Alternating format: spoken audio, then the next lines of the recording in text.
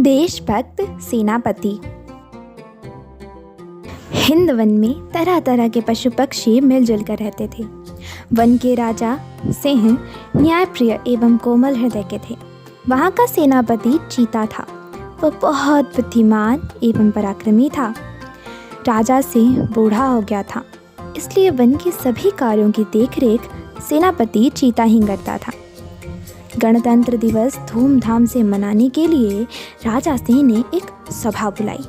इस सभा में वन के पशु पक्षी एक दूसरे से विचार विमर्श कर रहे थे।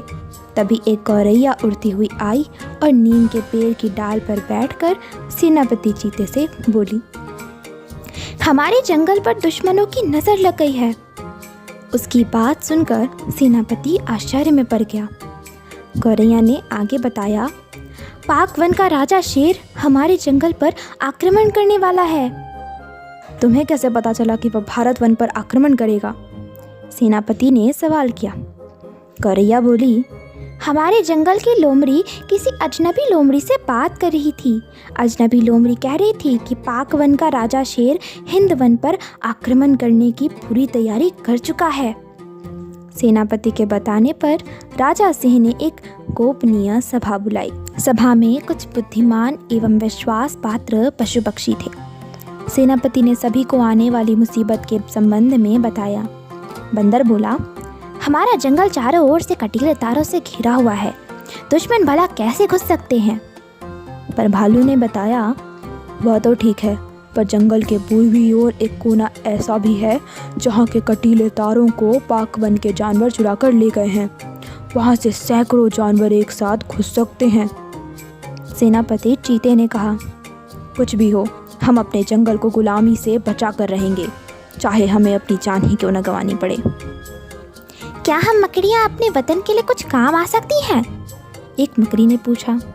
सेनापति ने कहा, हाँ, जंगल के पूर्वी कोने से ही आक्रमण होने की आशंका है, इसलिए तुम सभी मकड़ियाँ पूर्वी कोने की पूरी ज़मीन पर मजबूत जाले बना डालो।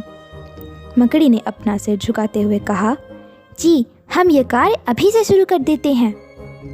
सेनापति उत्साहित होकर बोला, तुम अपना काम शुरू करो।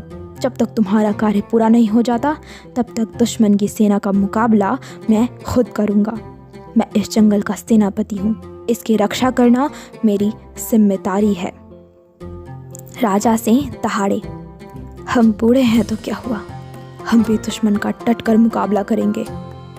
हम सब साथ हैं, सभी पशु पक्षी चिल्ला उठे। एक दिन बाद आधी रात को जानवरों का एक बड़ा सा झुंड हिंद वन की ओर तेजी से आता हुआ दिखाई दिया। आगे राजा शेर था तथा उसके पीछे बहुत सारे जानवर थे। सेनापति चीता पहले से ही तैयार था। उसने अपने साथियों को संकेत दिया। राजा सिंह दहाड़े, साथियों, टूट पड़ो दुश्मन की सेना पर। फिर क्या था, सेनापति चीता और उसके साथी बहादुरी से लड़ने लगे। उन्होंने दुश्मन की सेना का डटकर मुकाबला किया, परंतु वे दुश्मन की विशाल सेना के सामने अधिक देर नहीं टिक सके। दुश्मन तेजी से हिंद वन की सेना को रौंदते हुए आगे बढ़ने लगे।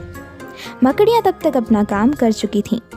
दुश्मनों ने जैसे ही हिंद वन की सरजमी पर अपने पैर रखे, वैसे ही सबके पैर मजबूत जालों में फंस गए।